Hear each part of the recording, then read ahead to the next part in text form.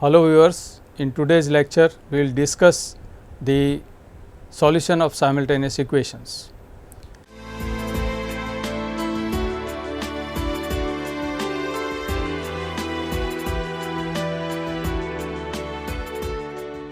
We have studied the nonlinear equations in one variable.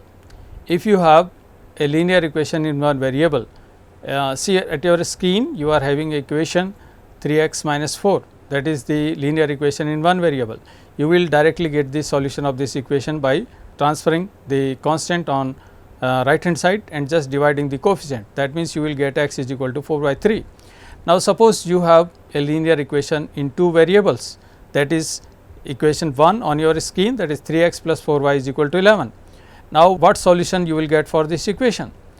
This is equation of a line and all the points on the line are valid solution for this equation. Therefore, you will get infinite number of solutions for this equation. Now, suppose we have another equation which is a linear equation in x and y. This is equation 2 on your screen, that is 2x plus 5y is equal to 12. And if I ask you to find a solution which is common to both of these two equations, it is quite possible that you will get a unique solution. And what you will do is, you will plot these two lines, you will plot line number 1 and line number 2, and the point of intersection of these two lines will be the unique solution for both of these two equations. The set of equations which have a common solution is called simultaneous equation. On your screen, see figure number 1, where we have plotted the line 3x plus 4y is equal to 11, and then in figure number 2 we have plotted both the lines 3x plus 4y is equal to 11 and 2x plus 5y is equal to 12, and we are getting a solution 1 and 2 for x and y. So, this type of set of equations where we have n number of variables and n number of linear equations is called the system of linear equations or the system of simultaneous equations. There are different methods to find solution of linear system of equations. These numerical methods are categorized in direct methods and iterative methods. We will discuss the Gauss elimination method, which is most common in the direct methods, and in this method we will have n set of equations and we will try to eliminate the variables from the equations one by one, so that the last equation we will get a linear equation in only one variable which can be solved directly. So, we will discuss this method by an example. Suppose we have the set of equations, as you can see on your screen, there are three equations 3.1, 3.2 and 3.3. We want to solve these equations by using Gauss elimination method.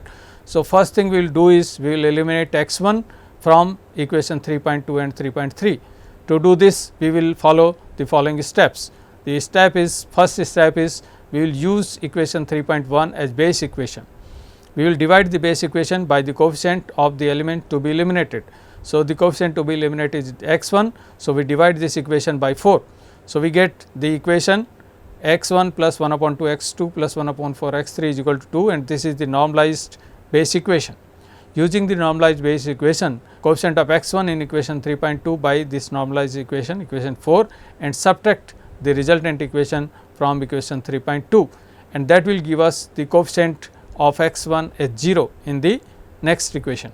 So, we will get the equation 3.2 transformed to equation 6, which is having no x1, the x1 variable is eliminated from this.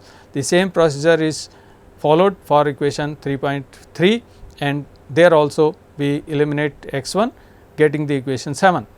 So, using these three equations, we get the transformed equations with the first equation having 3 variables and second and third equation having only 2 variables. Now, we use equation 8.2 as base equation to eliminate the second variable from the third equation. So, what we do, we use the 8.2 as base equation divided by the coefficient of x2, that is 10, and then we multiply the resultant equation by the coefficient of x2 in equation 8.3. So, using this transformed equation, subtracting this from 8.3, we will get the coefficient of x2 0 in the transformed equation, and the last equation will be 114 x3 is equal to 228. So, the equation 3, which is original form of equations, is now transformed in form of equation 9, 9.1, 9.2, 9.3, and this form is called the triangularization of the equations. You can see that the equations are representing a triangle with decreasing number of variables in the equations. So, now we have completed one step of Gauss elimination method. We have transformed the equations to triangularized form, and the last equation is of course a linear equation in one variable only. So, we can use another method, another part of the method, and that is called back substitution. We will start from the last equation, which is a linear equation in only one variable. So, what we do? We use this linear equation in one variable to get the value of x n, the last variable, that is x 3. So, x 3 is now 228 by 114, that is equal to 2. Now, using this value of x 3 in the previous equation, that is equation 9.2, we get another equation which is equation linear equation in only one variable x 2. Using this equation, we calculate the value of x 2, and that is equal to 1. You can see on your screen how this calculation is done, and then using the value of x 3 and x 2 in equation 9.1, we get another equation which is linear equation in variable 1, and that gives us the value of x 1 is equal to 1. So, we get the solution of simultaneous equations in equation 3 as x 1 is equal to 1, x 2 is equal to 1, and x 3 is equal to 2. Now, we generalize this procedure by using the three equations in symbolic coefficient form. We have used the numerical coefficients. Now, we use the symbolic coefficients, so that we can develop a procedure for n equations. So, you can see equation 10 with again three equations with three variables x 1, x 2 and x 3, and the coefficients are represented as a 1 1, a 1 2, a 1 3 and so on. So, what we do? We use the first equation 10.1 to eliminate the x 1 variable from equation 10.2 and 10.3. So, equation 10.1 will be used as base equation. So, first we will divide this base equation by the coefficient of x 1, that is a 1 1, and then the resultant equation will be multiplied by the coefficient of x 1 in equation 10.2, that is a 2 1. What we get is on your screen you can see we will get this resultant equation for equation 10.1. Here we will have a 2 1 by a 1 1 multiplied by a 1 1 into x 1, a 2 1 divided by a 1 1 multiplied by a 1 2 into x 2 and so on. So, you can see a common factor a 2 1 by a 1 1 multiplied by the whole equation, and we say that this factor is given a new name and we call it a parameter u 2. So, u 2 is now defined as a 2 1 by a 1 1. Using this parameter, the equation 1 used for eliminating the x 1 variable from equation 2 is given by equation 11. So, what we do now? We subtract equation 11 from equation 10.2. So, subtracting, we get the first coefficient which is a 2 1 minus u 2 into a 1 1 as 0. As you can see on your screen, we have actually calculated this coefficient, and it comes out to be 0. So, since this coefficient is 0, x 1 is eliminated from the resultant equation. However, the coefficients a 2 2 and a 2 3, a 2 4 are redefined. So, you can see how these coefficients are redefined. A 2 2 is now a 2 2 minus u 2 into a 1 2, a 2 3 is now a 2 3 minus u 2 into a 1 3 and so on. So, we have the resultant equation after eliminating x 1 from 10.2, we get equation 13. The same procedure can be used to eliminate x 1 from equation 10.3. So, we repeat the whole procedure with u 3 is equal to a 3 1 by a 1 1, as we have defined this new parameter for eliminating, multiplying u 3 by the whole equation 1, and then subtracting the resultant equation from equation 10.3. We get the equation on your screen. You can see this equation on your screen, and in this equation again the coefficient of x 1 is 0, as we have done the calculation. We have shown how this coefficient is 0. So, as this coefficient becomes 0, x 1 is eliminated from this equation, and the coefficients are redefined as given by equation 14. We redefine the coefficients a 3 2, a 3 3 and a 3 4. Using these redefined coefficients, the equation 10.3 is now transformed in the equation 15, which is only having variables x 2 and x 3. So, x 1 is eliminated. So, the set of equations in 10 are now represented by the set of equations in equation 16, and here the equation 16.2 and 16.3 are having only two variables x 2 and x 3. So, we use equation 16.2 to eliminate x 2 from equation 16.3.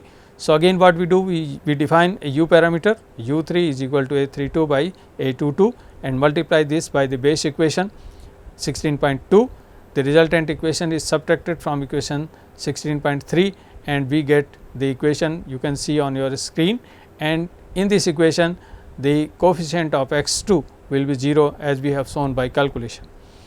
So, as this coefficient is 0, the last equation with modified coefficients, redefined coefficients a 33 and a 34 will be only in one variable, that is a 33 x 3 is equal to a 34. So, using these three equations we have transformed the equation 16 into a triangularized form given by equation 20. This set of equation can now be used to find out the value of the variables x 3, x 2, x 1, that means solution of the simultaneous equations. So, we start from the last equation. So, we call it back substitution as we start from the last equation, and what we do, we calculate x 3. First we calculate x 3 which is directly calculated from the equation, and that is given by a 34 divided by a 33. Now, using this value of x 3 we calculate the value of x 2 from the equation 20.2, and that gives us x 2 which is equal to a 24 minus a 23 into x 3 divided by a 22. Similarly, we calculate x 1 as given by equation 23. So, this completes the back substitution process, and this is what we do in the Gauss elimination method.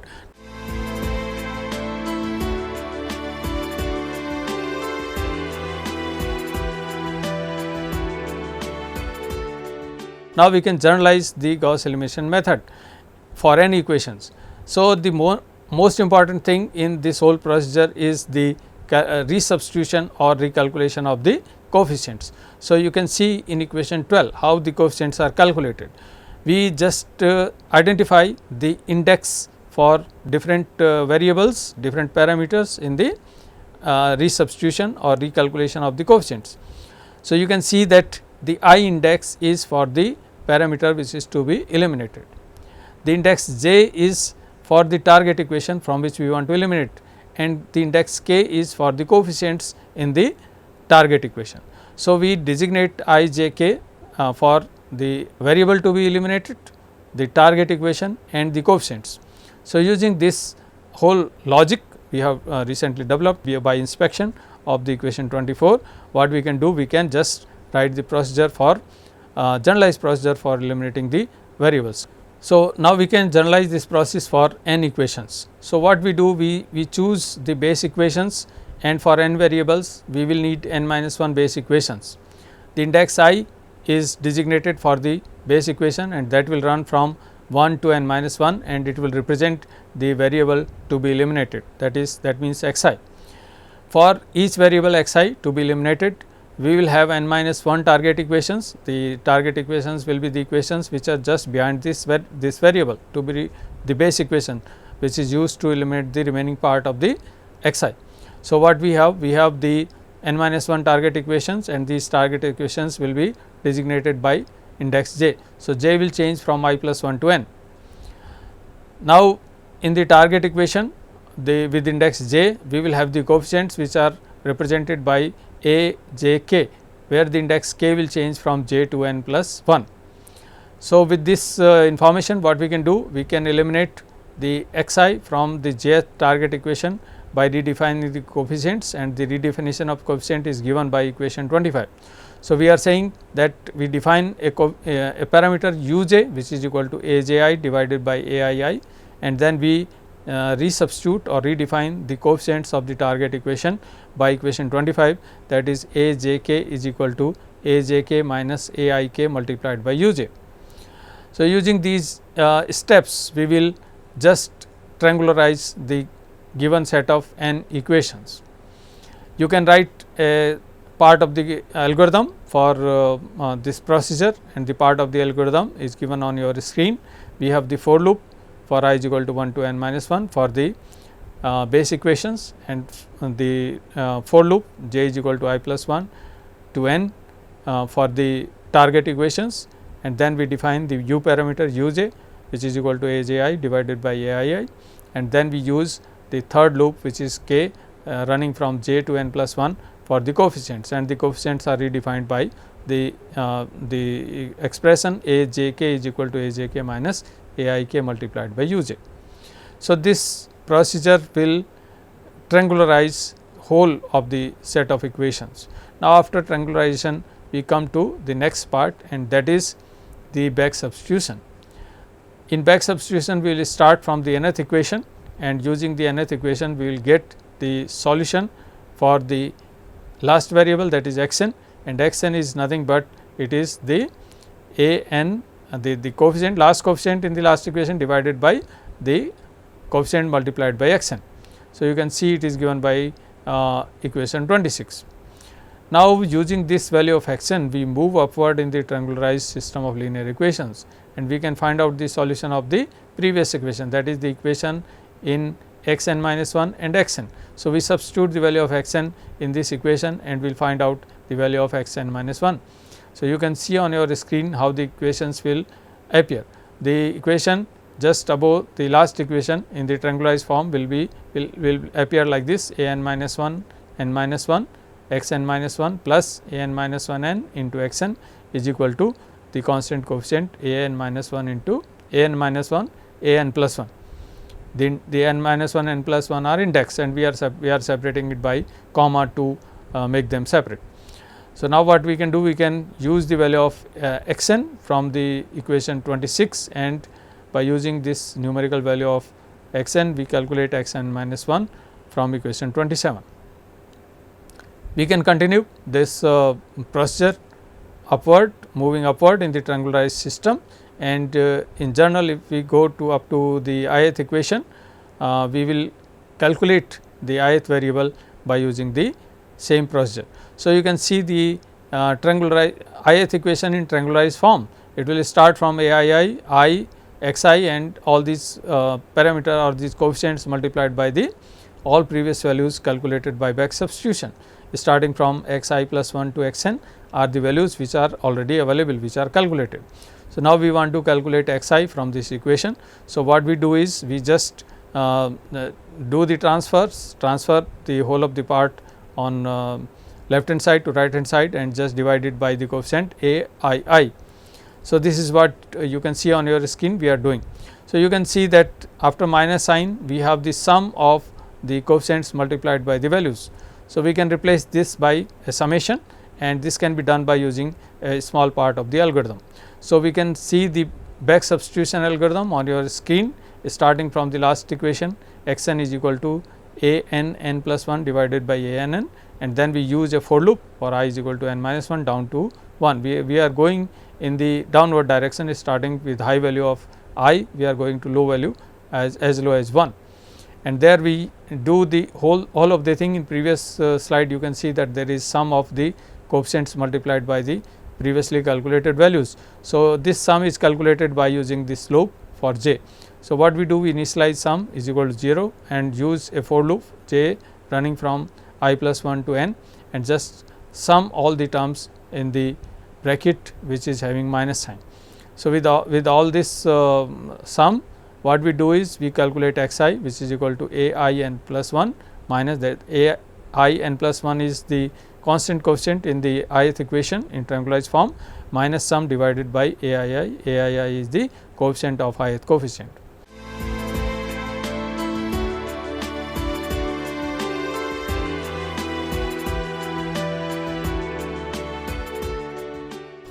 So, after this we come to one important part, and that is the source of error in the direct and iterative methods. This source of error is because of the order of equations. Suppose we have two equations, you can see on your screen we have equation 1 and equation 2, and we want to use Gauss elimination method for these two equations. So, we eliminate x from second equation by using equation 1 as base equation. So, you can see it will result in equation 3. Now, using equation 3 and using back substitution, we will find value of y which is equal to 1, and this is accurate. Of course, we are just getting the rounded value, it is 0.99989, but we are taking it 1. So, using this value in the back substitution we will get x is equal to 0. The solution 0 1 is not a solution for equation number 2. So, it is not the correct solution. So, what is the reason? The reason is that we have created some error, we have encountered some error. So, what we do now? We exchange the two equations, the order of the two equations. We use equation 2 as base equation to eliminate x from equation 1. With this, the elimination will give us 1.9998 y is equal to 1.9996. So, again we will get value of y, but using this y in the equation 1 we will get x is equal to 2. So, we are getting the solution 2 1, which is approximately the solution of the two equations. It will satisfy both of the equations. So, this whole procedure where we just rearrange the equations so that the error is minimized is called pivoting. And what we do in this process is we take the equation with largest coefficients of the element to be of the variable to be eliminated. So, if you arrange whole of the equations, it will appear that the diagonal coefficients are maximum in this arrangement. To minimize the error, we choose the system with largest coefficient of the variable to be eliminated. The system of n equations so arranged with largest coefficient of the diagonal elements. This arrangement of equations, largest coefficient of the variable to be eliminated, is called the pivoting. The pivoting is essential in the iterative methods, and it is of course advised in the direct methods if the order of coefficients is very different in the two equations. Now, we come to another method, and this is Gauss-Jordon method. The Gauss-Jordon method is extension of Gauss elimination method. In Gauss elimination method, the triangularization is done in one direction only. So, we are eliminating the variable x 1 in one direction, then x 2 is in the remaining equations and x 3 in the remaining equations, and so on. We are not moving upward, but in Gauss-Jordon method what we do? We eliminate the variables from both sides. We eliminate in the downward direction as well as we eliminate in upward direction. So, using first equation as base equation, we eliminate all x 1 in the remaining part of the equations. Then using second equation as base equation, we will eliminate the x 2 from all equations in the remaining part of the set of equations as well as in the first equation. Using third as base equation, we will eliminate the x 3 from all the remaining part of the equations as well as from first two equations also. So, what we do? We do elimination in both directions. We eliminate the variable x I from both part, upward as well as downward. So, after the completion of this elimination process, we are doing elimination. So, there is very small change in the procedure, only the upward direction is also included. We will get final form of the equations will be having only one variable on left hand side and all other variables are eliminated, and on right hand side of course, we will have the coefficients. So, we will have the equations in diagonal form, we call it diagonal form, and the equations will all these equations are in one variable only. So, they can be directly solved. Left hand side we have the equations and variables, and on right hand side we have the coefficients. So, we can directly find the solution, as you can see on your screen. The equations will be having this form, and then we can just find the solution by dividing the coefficients. The procedure can be further simplified if we just use the base equation with normalized form. That means, we divide the base equation by the coefficient of the element to be coefficient of the variable to be eliminated. So, this is how this Gauss-Jordon method will work, and the method has the advantage that it will not need the back substitution.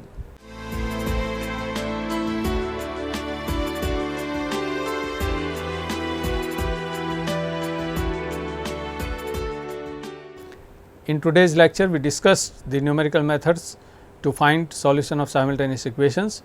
We discussed the Gauss elimination method. We developed the algorithm for this method, and we also discussed the pivoting, which is very essential in the iterative methods. We discussed the Gauss-Jordon method, which is extension of Gauss elimination method. Hope you enjoyed the lecture. Thank you.